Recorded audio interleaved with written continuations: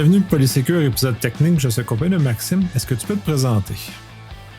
Assurément. Donc, Maxime Jobin, je suis cofondateur de Satellite WP, un service d'entretien, de performance et de cybersécurité pour les sites qui utilisent WordPress. Donc, en gros, c'est ça. On est une entreprise qui a été fondée... En fait, on a lancé le service il y a 7 ans. Donc, au départ, on faisait un peu de tout en lien avec WordPress, puis maintenant, on ne fait que l'aspect technique.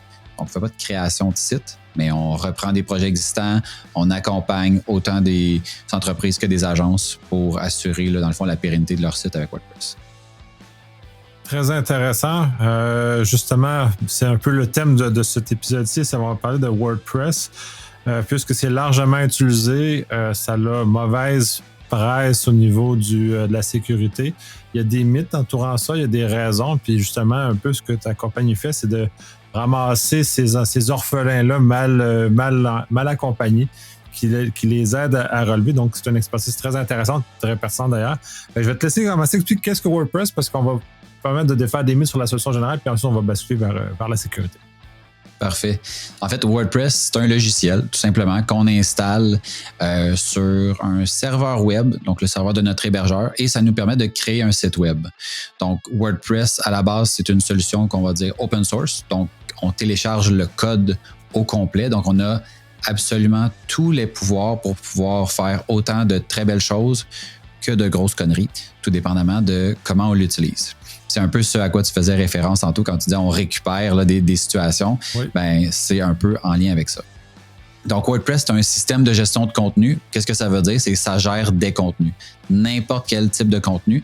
Donc, c'est une solution qui est faite de manière générique. Donc, on peut gérer autant des livres, des films, des bouteilles de vin, peu importe. Ceci étant dit, la majorité des gens l'utilisent pour gérer des produits quand ils ont une boutique en ligne, des articles de blog et des pages de site web.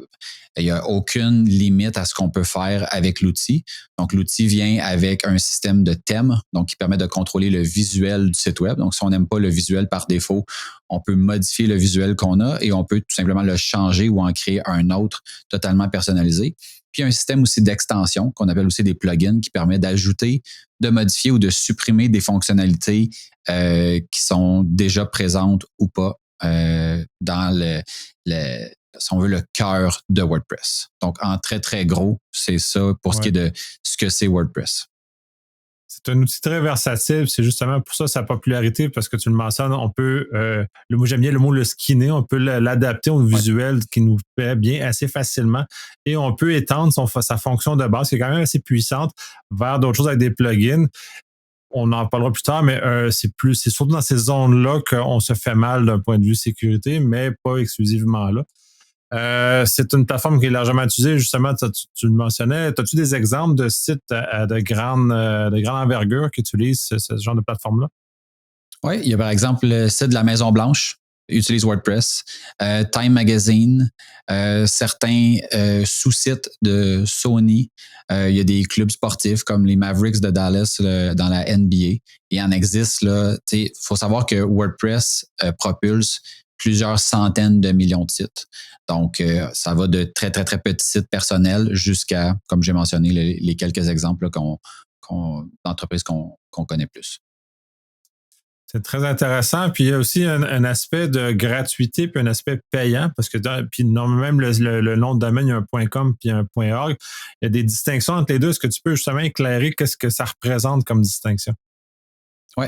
En fait, merci à la fondation WordPress et l'entreprise WordPress qui ont ajouté beaucoup de confusion à ça. Donc, en utilisant le même nom pour deux choses totalement différentes. Donc, première des choses, on a WordPress, le logiciel. Donc, le logiciel est disponible sur le site web wordpress.org. Donc, si on veut pouvoir télécharger le logiciel, télécharger des thèmes et des extensions qui sont gratuits, c'est directement sur ce site-là qu'on va.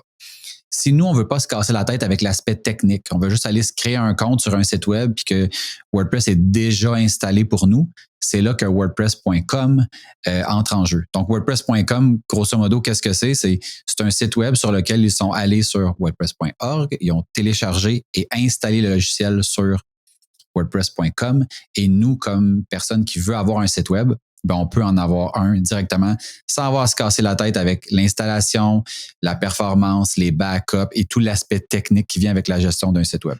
Il existe maintenant plusieurs entreprises qui offrent un service similaire à ce que fait WordPress.com, mais à la base, c'était une plateforme où on ne pouvait pas ajouter de nouveaux thèmes, on ne pouvait pas ajouter d'extensions autres que ce qu'eux avaient présélectionné. Depuis quelques années, ils ont changé la donne. On peut maintenant avoir des forfaits qui sont payants où on peut installer différents thèmes et extensions, chose qui n'était pas possible à la base. Par contre, on est quand même limité dans ce qu'on peut faire, mais ça peut être une bonne base si on veut avoir un site rapidement sans avoir à se casser la tête. De l'autre côté, le .org, c'est la pleine flexibilité, mais aussi un aspect technique où on doit faire des choses qui sont gérées par WordPress.com si on utilise l'autre solution. Fait que il n'y en a pas un qui est meilleur que l'autre, c'est plus qu'est-ce que je veux faire, puis quel niveau de flexibilité je souhaite avoir à court, moyen et long terme pour mon projet. Oui, tout à fait. De toute façon, il y en a plusieurs autres hébergeurs, là, sans les nommer, qui soit sont spécialisés là-dedans. Il y en a au Canada, il y en a à travers le monde, qui sont soit juste du WordPress ou offrent ça dans leur panier de services dans lequel on peut utiliser pour en arriver là. Retirer un peu de complexité dans l'administration de ça. Puis justement, tant qu'à continuer à parler de la gratuité versus ce qui est payant, parce que c'est pas tout ce qu'on utilise qui est gratuit. Il y a même des éléments un peu tortueux à certains égards, certains plugins qui sont à moitié, mais pas tout à fait, ou exigent certains éléments. Est-ce que tu peux aussi démystifier ce volet-là? Oui, en fait, ce qu'il faut savoir, c'est que pour télécharger WordPress, ça, c'est gratuit. Il n'y a absolument aucun frais. On peut télécharger le code, mais quand je le télécharge, je l'ai sur mon ordinateur, puis il doit être exécuté. Puis là, c'est là que les frais vont entrer en ligne de compte. Donc, pour pouvoir installer WordPress, ben, ça me prend un service d'hébergement. Puis ça, de manière générale, on part peut-être à une centaine de dollars par année au minimum pour pouvoir installer le logiciel. Fait que, ensuite de ça, WordPress vient avec un système de thèmes et d'extensions qui sont gratuits. Mais il existe aussi des entreprises qui en ont produit des payants. Puis évidemment, même si j'utilise juste des trucs qui sont gratuits, ben c'est important de savoir que si j'ai besoin d'un professionnel pour m'aider à installer, configurer, débugger quoi que ce soit, bien évidemment, ça, c'est pas gratuit. Donc, c'est la notion là, tu sais, des fois, on peut avoir des outils qui sont gratuits, mais les utiliser, ça peut devenir coûteux, versus dans le cadre si on parle de WordPress.com, ben, si je vais me créer un compte et que j'accepte qu'il y ait de la publicité dans ma section d'administration, qu'il y en ait peut-être sur mon site ou ce genre de choses-là, là, on va avoir un service qui va être 100% gratuit, qui sera limité dans les fonctionnalités et il y a peut-être des choix qui nous seront imposés. Mais de manière générale, on a souvent dépeint WordPress comme étant une solution gratuite. Moi, j'aime bien rajouter une très grosse astérisque à côté de ça parce qu'il y a comme des subtilités, puis au final, ça coûte jamais rien. Là. Donc, puis ça veut pas dire que c'est mieux aussi. Des fois, il y a des gens qui cherchent beaucoup des solutions qui sont gratuites parce qu'ils ont l'impression que ça sera moins coûteux, mais au final, ces solutions-là qui sont moins complètes finissent par souvent coûter pas mal plus cher à enlever, remplacer et arranger, là, tout dépendamment du contexte. Ouais, puis c'est un peu ça, toute la nature de tes services aussi, justement, redresser cette perception-là chez les gens et aller récupérer les sites qui ont été bâtis sur la perception du gratuit. J'aime bien l'expression en anglais qui dit gratuit comme l'air ou gratuit comme la bière. Et la nuance est importante dans ce cas-ci parce que gratuit comme l'air, effectivement, c'est gratuit puis il n'y a pas de problème. En tout cas, encore comme ça. Mais comme la bière, la gratuité est dans la recette, mais n'est pas dans l'exécution. Et là, ça devient important de faire cette distinction-là, justement, quand on l'opère. Ben là, il y a d'autres éléments qui s'en vont avec. Et comme on va basculer tranquillement vers la sécurité, entretenir quelque chose de sécuritaire, il y a des frais avec ça. Pas parce que ça coûte plus cher être sécuritaire, c'est juste qu'on a besoin d'entretien régulier, comme on entretient notre maison, comme on entretient notre auto. Si on le fait pas, ben ça va dépérir. Dans le monde réel, on le constate, disons, si on ne change pas notre toit, ben ça se peut que l'eau coule. Ben dans un cas d'un WordPress, si on ne l'entretient pas à la même hauteur, ben on va avoir des problèmes similaires à ce genre de choses-là. Sinon, y a-t-il d'autres éléments avant d'embarquer vraiment sécurité? J'ai commencé à glisser un peu cette suite, mais est-ce qu'il y a d'autres choses qu'à discuter avant de basculer sur sécurité pour la compréhension où on peut déjà plonger dans tout le volet sécurité? J'aimerais juste faire peut-être bonifier sur ce que tu viens de dire. Tu sais, c'est vrai, tout ce que tu viens de dire, c'est vrai par rapport à WordPress, c'est vrai par rapport aux maisons et c'est vrai par rapport à n'importe quelle autre solution que vous allez avoir sur le marché. Donc, l'entretien, c'est pas spécifique à WordPress. Des fois, on utilise des plateformes, on a l'impression qu'il n'y a pas d'entretien, mais c'est parce qu'on paye un frais mensuel à quelqu'un qui le fait pour nous. Mais ultimement, il y a toujours de l'entretien à faire. Il n'y a aucune solution qu'on peut laisser dormir sans qu'il y ait de problème, là, si on veut, potentiel au-dessus de notre tête. Donc, c'est le petit complément, mais sinon, on peut aller pour la suite. Dans cette moment-là, plus que c'est très populaire maintenant, c'est comme M365, Office 365, les gens ont l'impression que, justement, mais c'est parce que c'est un système qui est vraiment géré par Microsoft. C'est pour ça qu'on a peu de choses à faire, puis on l'a tout délégué à un tiers, mais on le paye, il n'y a rien qui est gratuit. Ben oui. Oui, puis il y a eu un temps où est-ce que les courriels venaient avec l'hébergement et c'était inclus, puis encore là, il n'y avait pas d'évolution. Le service, comme justement ce qu'offre Office 365 ou même la plateforme Google, ben, le frais est beaucoup plus élevé qu'il y a quelques années, alors qu'on était à moins $1 par boîte. Mais ça vient aussi avec, il y a du soutien technique, il y a des mises à jour à gauche, à droite qu'on ne voit pas passer, des filtres qui sont appliqués sur du spam. Au final, on a l'impression qu'il ne se passe rien, mais il se passe beaucoup de choses en dessous de la couverte. Ouais, il y a beaucoup de choses cachées. Fait qu'on va basculer sécurité parce que WordPress a vraiment eu de mauvais moments. Il y a d'ailleurs un hébergeur canadien qui s'est fait défoncer il y a quelques années.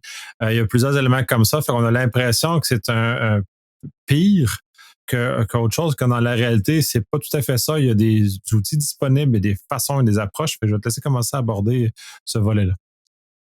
Oui, en fait, moi, j'aime bien comparer WordPress à Hydro-Québec, dans le sens où si on regarde l'entreprise au Québec l'entreprise d'électricité qui produit le plus de pannes dans une année, c'est Hydro-Québec. Donc, est-ce que ça a fait de cette entreprise-là, qui est à peu près la seule sur le marché, l'entreprise la moins bonne pour offrir de l'électricité? Non. Même chose pour WordPress. WordPress propulse à peu près 4 sites web sur 10. Donc, alors qu'il existe des centaines, voire des milliers de technologies. Donc, évidemment, quand il y a un incident de sécurité qui se passe avec WordPress, là, on a l'impression que c'est plus grand que nature, alors que c'est juste parce que l'outil est plus populaire que d'autres technologies qui ont très probablement autant de failles, sinon plus. Ce qu'il faut savoir, c'est que WordPress, le cœur, ce qu'on appelle aussi le core de WordPress, le code est ouvert. Donc, il y a des millions de paires de yeux qui scrutent à la loupe ce code-là qui est disponible. Donc, ce qui fait en sorte que lorsqu'un potentiel problème est relevé, il est en mesure d'être corrigé dans les heures ou les jours qui vont suivre, avant même que quoi que ce soit se passe. Le même principe s'applique aux thèmes et aux extensions. Par contre, ce qu'il faut savoir, c'est que les thèmes et les extensions, de manière générale, ne sont pas développés par l'équipe de WordPress. Et c'est là souvent que les problèmes se passent. C'est-à-dire que si moi, je développe mon extension, que je ne sais pas trop comment coder pour que ce soit sécuritaire et que je rends l'extension disponible, des centaines, voire des milliers ou des millions de personnes l'installent et là, il arrive un problème. Ce que les gens vont retenir, c'est « Ah, encore une faille dans WordPress », alors que le code n'a absolument rien à voir avec WordPress. Dans la majorité des cas de problèmes de sécurité, ce qu'on voit, c'est pas tant le problème est pas tant au niveau du code à proprement parler, mais plutôt de l'entretien qui est négligent ou, dans la majorité des cas, absent. C'est là que si moi, je code quelque chose, je code une extension, puis je me rends compte, il y a une faille de sécurité, je la corrige, je rends disponible une nouvelle version, et que toi, de ton côté, tu fais pas la mise à jour, ton site est vulnérable, tu peux être attaqué, tu peux être piraté, mais au final, c'est par ta propre faute. Mais malheureusement, il existe beaucoup d'entreprises et même beaucoup d'agences qui sont pas totalement conscientes des impacts des mises à jour. Donc, il y a même des extensions qui existent pour bloquer les mises à jour. Donc, on les cache, on fait comme s'il n'y en avait pas. Fait que l'utilisateur, quand il se présente dans sa section d'administration, ne voit aucune mise à jour à cause de ce genre d'outil-là. Donc, le risque zéro, il n'existe pas. Il ne faut pas se mettre la tête dans le sable. Peu importe la solution web que vous utilisez, il y aura toujours un entretien à faire. Puis après ça, c'est à vous de voir, est-ce que vous voulez vous occuper de faire ce suivi-là? Parce que autant dans WordPress que dans le web en général, des vulnérabilités, il en sort à tous les jours.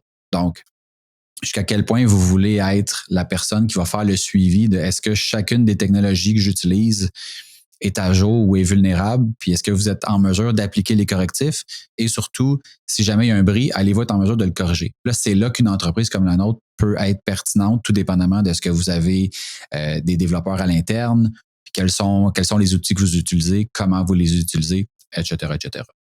Donc, l'outil comme tel est pas un problème. Notamment, c'est effectivement pas l'outil. Les gens sous-estiment énormément le temps que ça prend à entretenir un WordPress. Pour l'avoir fait dans d'anciennes vies, je touchais à ce genre de choses-là, ou d'autres systèmes aussi que je me suis amusé à avoir personnellement, comme un système de courriel ou ainsi de suite. On sous-estime et c'est énorme le temps à mettre dans ces systèmes-là. Tu parlais du courriel, justement, on ne voit pas, mais il y a énormément d'entretien à faire. WordPress, c'est la même chose, il y a énormément d'entretien. Puis, à certains égards, puis là, je ne pointerai pas nécessairement, mais il y en a certaines personnes qui font laisser croire que c'est comme une façade publicitaire, puis on peut la laisser là à vie, puis il n'y a pas de choses. Quand c'est un système dynamique, et ce système dynamique-là doit être entretenu comme tout système qui vit. Donc, on va prendre l'exemple de l'auto dans ce cas-ci. On doit changer l'huile, on doit mettre de l'essence dedans, on doit changer les pneus, on doit réparer s'il y a un bris, et ainsi de suite. Donc, ça doit être vu comme cet élément-là et le faire vivre. Et si ça ne nous plaît pas de le faire vivre, de déléguer cet élément-là, ce que j'ai fait depuis, là, mes sites sont délégués, gestion de mon courriel est délégué, ce que j'ai fait depuis le temps, là, mais j'avais à une époque un plaisir de jouer dedans, ce genre de choses-là, pour comprendre. Puis une fois que j'ai compris, le plaisir s'estompe assez rapidement. Et j'imagine que tous ceux qui se lancent tête baissée là-dedans en pensant que c'est facile, ça vont peut-être rencontrer le même type de constat. Et c'est juste qu'il faut faire la bascule et aller voir des professionnels après, là. Exact. Puis tu sais, je pense aussi que c'est plus une question d'intérêt puis d'efficacité. Il y a plusieurs choses que nous-mêmes en technologie, on est en mesure de faire et qu'on sous-traite juste pour une question de temps, d'efficacité. Je suis beaucoup plus rentable quand je travaille sur un projet client que quand je débogue un système que je connais très peu parce que ça fait 3 ans qu'on l'a installé puis j'ai jamais eu de problème. Puis là, aujourd'hui, j'en ai un. Ben, on est beaucoup plus à la recherche de notre côté de solutions SaaS ou de compagnies d'entretien qui vont venir faire le nécessaire. Comme par exemple, tu sais, système téléphonique. Ben, c'est facile de pouvoir s'inscrire en ligne puis de le configurer. Mais la journée que le système fonctionne plus, puis là, faut se démerder avec ça, ben, on peut facilement perdre 1, 2, 3 journées sans système téléphonique, à avoir quelqu'un qui perd son temps à essayer de déboguer ça. Et en même temps, tous les gens qui essaient de nous contacter qui sont pas en mesure de le faire parce que le système fonctionne pas. Le même principe s'applique au site web. Donc, souvent, on a l'impression qu'on va sauver un 10, un 100 $ par mois, alors que la journée que ça fonctionne pas, ben, ça peut être potentiellement des milliers de dollars qui vont être perdus, là. Donc, voilà. Oui, tout à fait. Puis on a le même feeling avec les Facebook, de ceux qui utilisent Facebook pour faire du commerce, notamment, si on perd le contrôle. Donc, c'est toujours cette façon de regarder le système comme étant un vecteur pour nous d'argent pour notre entreprise, et donc de le traiter réellement comme ça et pas juste comme un pamphlet publicitaire qu'on laisse traîner sur une table. Ça a d'autres conséquences. Exact. Un site, c'est vivant. Tu l'as dit tantôt. C'est totalement vrai. Oui, au-delà de cet élément d'entretien-là de base qui justement entretient le serveur, les thèmes et ainsi de suite, puis même les thèmes peuvent apporter des problèmes, c'est ça que les gens ne maîtrisent pas bien aussi, de tester tout ça. Il y a d'autres pratiques à avoir avec WordPress qui peuvent justement limiter ou réduire la probabilité d'avoir un problème. Mm-hmm. En fait, tu sais, faut partir du fait que le risque zéro n'existe pas. Peu importe la solution, une solution sans risque, ça n'existe pas. Mis à part si vous dites je ferme l'ordinateur, je le débranche d'Internet, mais là, votre solution est sécuritaire, mais personne n'y aura accès, donc ça ne donne pas grand-chose. Donc, faut partir de cette prémisse-là. Et les gens qui attaquent sont de plus en plus présents. Donc, il faut aussi commencer à avoir en tête ce qu'on appelle la cyber-résilience. Donc, le fait de dire je ne sais pas, en fait, je sais que ça va arriver, mais je ne sais juste pas quand ça va arriver. Quand on part avec cette prémisse-là, on est en mesure de mieux se préparer pour la journée où ça va arriver. Et si ça n'arrive jamais, ben, tant mieux. Ça veut dire qu'on aura mis en place toutes les bonnes pratiques pour minimiser notre risque. Donc, la première des choses, peu importe la plateforme, pour moi, c'est les backups. Donc, avoir des backups, là, ça règle rien, mais ça permet de se ramener à une période antérieure, advenant le cas où il arrive quelque chose de dramatique avec, dans ce cas-ci, notre site web. Au niveau des backups, 3 choses. 1, les backups doivent être faits de manière automatique, de manière fréquente, et aussi déposés sur un environnement qui est différent de où se trouve notre site web de production. Donc ça, j'ai vu ça, je ne sais pas combien de fois, des gens qui avaient des backups sur le même serveur ou le même disque dur où il y avait leur site. Ben, la journée que le disque dur tombe, ben là, vous venez de perdre votre site et votre backup. Fait que ça, c'est la première des choses. C'est comme je dis souvent, on est excellent avec WordPress, mais on n'est pas des magiciens. Si on se connecte dans le compte et qu'il n'y a plus rien, malheureusement, il n'y a rien que je peux faire pour le restaurer. Fait que ça, c'est vraiment la base. Puis sachez qu'on n'a jamais trop de backup. On a plein de clients qui arrivent ici au début et qui disent « Ah, ben moi, j'en ai déjà des backups. » Malheureusement pour toi, on ne va pas se fier à tes backups à toi. On va se fier à nos backups qu'on va avoir testés. Ça, c'est une autre chose aussi. Faire un backup et avoir le petit crochet vert qui dit ça a fonctionné, c'est une chose.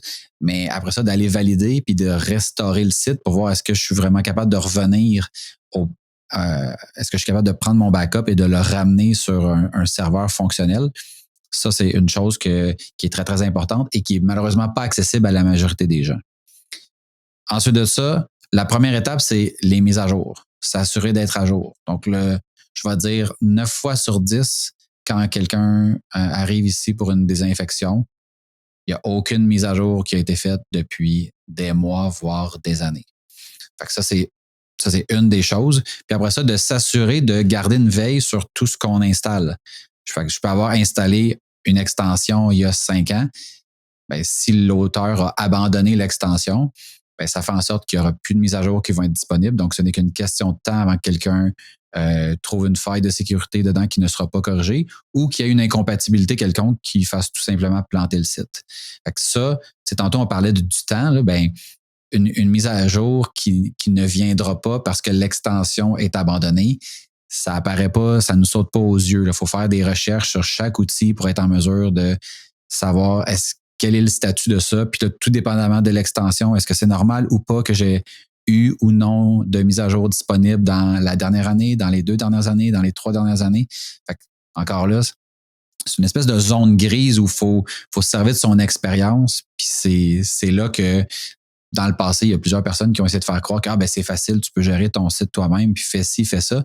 Mais moi, à toutes les fois que j'essaie d'expliquer à quelqu'un qu'est-ce qu'il y a à faire, puis on le fait d'ailleurs quand on a un client, par exemple, qui quitte nos services, on a un article sur notre blog où on dit exactement tout ce qu'on fait. Ceci étant dit, comme une différence entre ça, souvent je fais le lien avec un chef, là, avoir la recette de Ricardo puis l'exécuter, c'est 2 choses totalement différentes. Fait que la recette, elle est sur notre site si vous voulez l'avoir sur notre blog, tout est là. Par contre, de faire le suivi au quotidien et de s'assurer qu'on merde pas, c'est pas évident. Fait que ça, c'est les 2 choses là, de base. Si on commence par ça, là, on a couvert pas mal la base. Ouais, puis c'est là où les gens, puis là tu parlais des mises à jour, ou briser des thèmes, ou briser des plugins. Une des raisons que j'ai entendues pour ne pas mettre à jour, c'est justement parce qu'il y avait peur de briser les plugins ou briser les thèmes. Et si cela arrive, posez-vous des questions sur la qualité de votre thème et de votre plugin, parce que normalement, quand ils sont entretenus correctement, puis c'est un bon signe qu'ils sont entretenus correctement, ils suivent les nouvelles versions de WordPress. Donc, il va avoir l'élément qui va permettre justement de la mise à jour. Fait que le normal plugin va arriver en mise à jour avant la version de WordPress, justement pour s'adapter avec les évolutions du produit. Donc, c'est un signe si vous allez rapidement, mais c'est pas le meilleur signe pour savoir si le plugin est vulnérable ou pas, parce qu'il peut amener d'autres conséquences. Puis, ça prend du temps et il faut surveiller, et ainsi de suite. Oui, puis on le voit, nous, quand un client joint notre service, on fait là, au départ ce qu'on appelle un bilan de santé. Après le bilan de santé, on fait un redressement basé sur ce qu'on a découvert. Une fois que ça c'est fait, je vais dire 99% des sites passent dans ce qu'on appelle notre mode régulier où on fait les mises à jour selon un cycle qui est déterminé. Puis des bris, il y en a très, très, très, très peu. Là. Donc, on parle de milliers de mises à jour là, qui sont faites mensuellement. Là. Donc, fait que si vous avez cette crainte-là, probablement qu'il y a quelque chose qui n'est pas fait correctement. Puis une fois qu'on corrige ça, on est correct pour la suite des choses si on a fait nos devoirs. Tout à fait. Puis je vais rajouter sur cette façon-là que vous avez, puis qui est courant dans l'industrie, c'est que comme vous avez vous êtes spécialisé là-dedans. La mécanisation des traitements, elle est très grande. Donc, le coût réel ou le temps réel qui est passé de votre côté à mettre à jour est beaucoup plus petit qu'une personne qui fait ça tout seul dans son sol puis qui pense qu'il est capable de faire les choses. Fait qu'il y a un gain. C'est sûr que ce gain-là se monétise, puis c'est parfait, puis il faut que ça se fasse comme ça.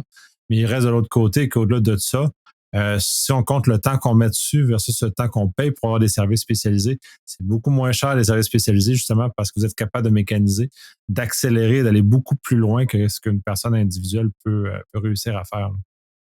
Totalement. S'il fallait qu'on ait, disons, juste une dizaine de clients, on ne serait pas capable d'offrir le service parce que on fait ça à temps plein. Là. Donc, on a des gens qui surveillent les systèmes toute la journée, puis on est capable de réagir dans les minutes ou heures suivant tout problème. Puis aussi, on a un bassin de sites qui est grand qui nous permet de savoir est-ce que ça, c'est un problème qu'on est en train de voir sur un grand échantillon de notre bassin de sites ou c'est comme très, très localisé. Puis en étant connecté sur diverses newsletters, diverses channels où on est en mesure d'avoir de l'information de d'autres membres de l'industrie, ben on le sait beaucoup plus rapidement que la personne qui fait ça par elle-même, si on veut. Bref, c'est notre job, dans le fond. Oh oui, puis ça a une valeur, ça, parce que c'est un peu aussi le débat que je souligne de façon indirecte, que les gens pensent que c'est pas nécessaire, mais c'est important ce travail-là parce qu'il a une valeur, puis une valeur énorme sur la qualité des sites qui sont mis en ligne. Puis c'est très important justement pour qu'ils se fassent attaquer, qu'ils se fassent deface et qu'ils soient utilisés pour faire de la publicité négative, qu'ils soient utilisés pour faire d'autres choses, ce qui peut amener à d'autres situations un peu malheureuses pour l'entreprise qui perd le contrôle de son site. Oui, totalement, parce que, tu sais, comme je l'ai dit, n'importe qui est capable de cliquer sur mettre à jour. C'est pas ça le problème. Le problème, c'est quand la mise à jour brise quelque chose ou que c'est pas le bon moment de le faire parce qu'il y a un ordre à respecter. Toutes des nuances que c'est très, très difficile à expliquer à quelqu'un. Puis c'est à force de le faire qu'on connaît ce genre de nuances-là. Mais à la base, je veux dire, on fait pas de la magie, là, on fait juste passer un temps fou à faire cette gestion-là. Donc, on est en mesure de la faire correctement, chose qui est pas infaisable pour quiconque souhaite le faire, mais c'est juste ça demande énormément de temps pour être constamment à jour. C'est juste ça la nuance. Tout à fait. Tout à fait. Et une fois que tout ça, cet entretien-là régulier est fait, dans le fond, on entretient bien notre voiture ou notre maison. Il y a d'autres éléments supplémentaires qu'on peut déployer pour améliorer la sécurité générale du système, justement pour peut-être rehausser au niveau de l'authentification, au niveau des équipements, de plugins et ainsi de suite. Oui. Donc, ce qu'il faut savoir, c'est, bon, une fois que cette petite base-là est faite, ce qu'on va regarder, c'est au niveau des utilisateurs. Donc, encore une fois, ça touche l'humain, donc le maillon souvent le plus faible. Donc, est-ce qu'il y a des gens qui partagent des comptes? Donc, ça, on recommande toujours d'avoir un seul compte par personne. Ça permet, du moins pour nous, de voir dans les logs qui fait quoi. Donc, des fois, on a l'impression, souvent, on a un client qui va nous dire, j'ai tel problème, mais j'ai rien touché. Puis là, bien évidemment, c'est rare des problèmes qui arrivent sans que personne ait touché à quoi que ce soit. Quand on a 5 personnes qui partagent le même accès, ben on n'est pas en mesure de savoir qui a fait quoi. Le but, c'est pas de trouver un coupable, c'est plus d'essayer de voir est-ce que quelqu'un a fait quelque chose ou est-ce que tel utilisateur a fait quelque chose à telle date, telle heure, parce que dans nos logs, on voit différents trucs. Ça, c'est la première chose. Deuxième chose, c'est avoir un mot de passe qui est solide. Donc, puis ça, c'est natif à WordPress. On n'a pas besoin de rien de plus pour faire cette base-là. Donc, la quantité de gens qui ont des mots de passe du genre 1, 2, 3, 4, 5 ou soleil ou même password, c'est hallucinant. Donc, on essaie de venir réduire ça. Puis après ça, on peut venir ajouter des outils supplémentaires. Donc, nous, de notre côté, chaque site qui est en entretien avec nous, on va ajouter une extension de sécurité. Donc, souvent, ça, ce que ça laisse croire comme mythe, c'est que WordPress n'est pas sécuritaire étant donné qu'on a besoin de ça. C'est pas le cas. Donc, je vous donne l'exemple. WordPress, pour pouvoir se connecter dans la section d'administration, ça nous prend un nom d'utilisateur et un mot de passe. Par contre, WordPress, par défaut, ne fait aucune validation sur le nombre de fois qu'on va tenter de se connecter. Donc, évidemment, si je n'ai pas le bon user mot de passe, je ne pourrais pas me connecter, mais je peux essayer 250 fois si je veux en 15 minutes, puis WordPress va me laisser aller. Donc, c'est pas quelque chose qui n'est pas sécuritaire. Ceci étant dit, quand quelqu'un essaie de se connecter plus que 3, 5 ou 10 fois, ben potentiellement, c'est quelqu'un qui essaie d'entrer à un endroit où il il n'y a pas d'affaire.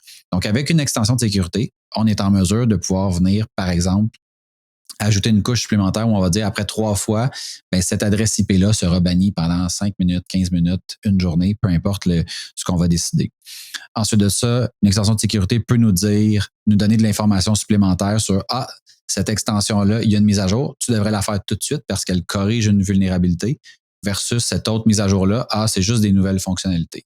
Ça, c'est le genre de choses qu'une extension de sécurité peut apporter. Donc, c'est vraiment une couche supplémentaire qui permet de faire des validations. Par exemple, s'il y a des fichiers qui ne devraient pas avoir été modifiés, qui ont été modifiés. Donc, tout le code de WordPress ne devrait jamais être modifié. Des fois, c'est modifié parce qu'il y a du piratage, mais souvent, ce sont des développeurs qui ne suivent pas les bonnes pratiques et qui vont modifier les fichiers de WordPress. Donc, avec une extension, on est en mesure de le voir. Puis ça, ce que ça nous dit, c'est dès qu'il y aura une mise à jour, comment ça fonctionne les mises à jour, c'est que le code actuel est mis aux poubelles et remplacé par la nouvelle version. Donc, si un développeur est allé modifier le code directement, évidemment, les modifications seront perdues. Donc, ça, c'est des choses qui sont concrètes, qui sont en lien avec le risque, pas nécessairement directement la sécurité, mais c'est un mix et il existe plusieurs extensions qui offrent des centaines d'options pour, par exemple, juste permettre les connexions sur certaines adresses IP, bloquer des adresses IP. Donc, des choses qui sont plus générales et des choses qui sont plus spécifiques à notre installation. Donc, ça ne rend pas le WordPress moins sécuritaire. Au contraire, ça le rend plus sécuritaire pour notre contexte, si on veut. Oui, c'est important, ça, ce que tu appelles contexte, que les gens ne comprennent pas toujours, c'est que justement, si on est une institution bancaire, on risque d'être plus attaqué. On va être ciblé par des gens avec un niveau de sophistication plus élevé que si on est le dépanneur du coin. Donc, il faut justement le mettre dans le bon contexte et ces extensions-là, pour reprendre un peu ce que tu dis, vont rendre vous permettre des configurations supplémentaires qui normalement ne sont pas accessibles de façon native sur ce genre de choses. Comme les scans vont permettre justement de vérifier si on n'a pas fait une erreur de configuration au passage, parce qu'il y a quand même des humains qui administrent. Pas tout, j'espère, mais en tout cas une partie justement de repérer des erreurs d'inattention aux différents éléments ou des fois un peu de négligence dans certains cas justement qui ont besoin d'attraper comme tu mentionnais. Oui, puis nous, depuis qu'on offre ce service-là, donc depuis 2017, je n'ai eu aucun cas de désinfection où on n'a pas identifié que l'erreur venait par exemple du code en tant que tel. C'est souvent, oui, le code n'était pas à jour, donc ça a permis cette brèche-là, mais la solution, elle était disponible, elle n'a juste pas été appliquée. Donc, des fameux, là, des zero-day exploits là, qu'on appelle, où il n'y a rien à faire parce qu'il n'existe pas de solution. J'en ai pas vu concrètement. Par contre, toutes des mauvaises pratiques ou des mauvaises utilisations de l'outil, ça, c'est quotidien. Là. Puis c'est pas souvent, puis juste faire la nuance, là, c'est pas toujours négligence volontaire. La majorité des gens, quand ils arrivent ici, nous disent personne m'avait dit que je devais faire un entretien quelconque. Puis là, des fois, il y en a qui l'apprennent à la dure, d'autres, c'est moins pire. Mais ceux qui arrivent ici alors qu'ils sont infectés, c'est pas super agréable là, en termes de gestion, de coûts reliés à tout ça. Oui, c'est beaucoup plus dispendieux régler un problème a posteriori que le prévenir dans ce cas-ci. Puis effectivement, le niveau d'éducation est malheureusement faible dans la plupart des cas. Ceux qui développent ou qui livrent des solutions WordPress à leurs clients devraient rajouter une certaine dose de formation accompagnée de ça, justement pour les prévenir qu'il y a de l'entretien. Puis j'ai un cas réel où j'ai quelque chose sur ma maison qu'on ne m'avait pas expliqué qu'il fallait un entretien non standard sur cet élément-là. Et cette chose-là sur ma maison s'est dégradée plus rapidement que j'aurais pu anticiper. Puis là, j'ai été un peu par surprise jusqu'à temps que je parle au fabricant pour me faire dire que l'installateur m'a jamais expliqué qu'il fallait que je pose un geste annuel pour prévenir une dégradation rapide de ce morceau-là sur ma maison. Donc, c'est très important. Puis celle-là, ce volet-là est manquant et devrait justement être davantage mis de l'avant. Là. Puis, oui, Totalement. La différence, je pense, avec l'installateur dans ton cas, c'est que l'entreprise peut dire, avant de revendre nos produits, vous devez suivre une formation, vous devez puis peut-être former ou avoir un certain contrôle. Du côté du web, malheureusement, il n'y a aucun contrôle et quiconque décide de se proclamer ou de s'auto-proclamer expert, devient expert. Donc, c'est là que souvent, c'est difficile même pour le client d'avoir, j'ai 2 propositions pour un site web, une à 5 000, l'autre à 10 000, puis c'est exactement la même chose qui est écrite sur les 2 propositions. Fait qu'on est dans un monde, malheureusement, où il y a beaucoup de cow-boys. Ces cow-boys-là font en sorte qu'ils baissent le niveau de qualité, baissent la perception de ce que ça coûte réellement. Puis après ça, ça fait souvent une grosse surprise du côté du client où il va dire, là, t'as un petit peu, là, j'ai payé 2 000 $ pour avoir un site web, puis ça va me coûter 100 par mois juste pour l'entretenir. Fait que là, il y a comme une espèce de disconnect entre la valeur perçue de création, puis après ça, l'entretien. Ceci étant dit, si ça vous coûte 150 $ par mois en entretien, c'est l'équivalent d'1 heure d'un professionnel. Donc, chose que vous ne serez jamais capable de faire en 1 heure. Si vous faites les suivis que nous, on fait, ça se peut juste pas. Fait que là, mais je le comprends que c'est pas une dépense qui est agréable. Tout comme les changements de pneus et les changements d'huile, c'est pas quelque chose qu'on aime. Ou mettre de l'essence, le coût qui vient avec ça, on aimerait mieux que à l'achat, tout soit inclus. Malheureusement, c'est pas le cas. C'est effectivement pas la situation, surtout pour des choses qui évoluent comme le logiciel. Alors, on a fait un tour quand même assez complet. Est-ce qu'il y a des éléments qu'on n'a pas couverts que tu aimerais souligner? Un élément que j'adore souligner qui n'a pas de lien direct avec l'installation WordPress, c'est le nom de domaine. Donc, nom de domaine, donc votre fameux satellitewp.com ou peu importe ce que c'est, votre .com, votre .ca. Ça, pour moi, c'est le nerf de la guerre. Si vous perdez votre site, on peut en reconstruire un. Si vous perdez votre nom de domaine, ça peut être vraiment désastreux. Donc, souvent, le nom de domaine est lié à l'hébergement web. Fait que pour la majorité des gens, quand ils ont créé leur site, là, c'est toute la même affaire. Ça. Le nom de domaine, ça vient avec l'hébergement, alors que c'est pas le cas du tout. Puis c'est souvent une façon de simplifier ça pour le commun des mortels. On fait comme, tu fais tout d'un coup. Mais c'est 2 choses, l'hébergement et le nom de domaine. Le nom de domaine, très, très important qu'il soit à votre nom, donc et non au nom de l'agence. Donc, c'est correct que l'agence l'achète pour vous, mais assurez-vous que c'est vraiment votre nom qui est là. Sachez quand est-ce qu'il expire. Donc, quand on achète un nom de domaine, c'est bon pour 1 an. Si avant la date d'expiration, vous renouvelez le nom, il restera à vous tant et aussi longtemps que vous renouvelez. Si vous oubliez de renouveler, il y a une petite période de grâce, mais le nom sera relâché sur le marché et le premier qui le rachète, ça devient à lui. Et il n'y a rien que vous pouvez faire pour le revoir. Donc, vous assurez que dans votre compte, le renouvellement automatique est activé. Donc, c'est très bonne pratique. Que la carte de crédit au dossier, elle est toujours valide. Donc, souvent, on l'a mis puis on oublie, oui, c'est bon, mais à un moment donné, ça finit par expirer. Et finalement, que l'adresse courriel qui est au compte, l'adresse, elle est valide et que ce n'est pas une adresse du nom de domaine. Donc, par exemple, dans le cas de satellitewp.com, je m'assure que l'adresse pour gérer ce nom de domaine-là n'est pas mjobin@satellitewp.com parce que si j'oublie de le renouveler, ça va envoyer un courriel à un nom de domaine qui n'est plus géré, donc je ne le recevrai pas, donc il ne se passera rien. Puis ça, on en a vu quelques cas et c'est vraiment pas le fun quand ça arrive, que c'est par exemple une agence qui n'est plus en affaires, que c'est pas le bon nom dans le dossier. Des fois, on n'est juste pas capable de le récupérer. Donc, c'est un lien qui est indirect avec le site web, mais en termes de valeur, là, ça a beaucoup plus de valeur que le site dans bien des cas. Donc, c'était un petit complément que je voulais ajouter. Les courriels sont liés, comme tu mentionnais, toutes les autres choses sont liées aussi. Fait que c'est un ensemble. Puis encore là, le niveau de connaissance générale des gens est pas très élevé. On enregistre là notamment pour aider cette augmentation de connaissances-là, justement pour que les problèmes de base puissent être résolus et que vous puissiez vous intéresser aux problèmes plus complexes aussi d'ailleurs, là, puis que tout ce que c'est. En fait, moi, je dis, concentrez-vous puis faites de la vraie business, travaillez sur votre entreprise, puis laissez ce genre de problématiques-là à des gens qui font ça dans la vie. Oui, il y a un frais, mais probablement que vous allez prendre 10 fois le temps que nous, on prend à faire quelque chose qui va être de qualité très, très, très ordinaire. Vous allez probablement oublier des détails, puis vous ne rentrerez pas dans votre argent. Là. C'est sûr.